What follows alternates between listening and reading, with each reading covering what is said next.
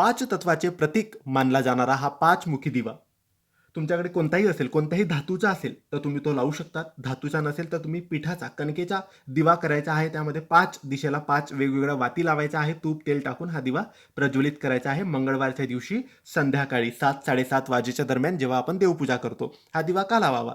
तर मित्रांनो, हा दिवा 5 तत्वाचे प्रतीक मानला जातो.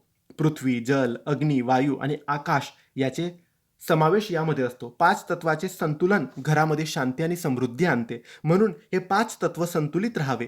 आपल्या घरामध्ये, आपल्या जीवनामध्ये कोणतेही अडथळे, वाईट शक्ती, नकारात्मकता, कोणाचीही बाधा, नजर लागू नये.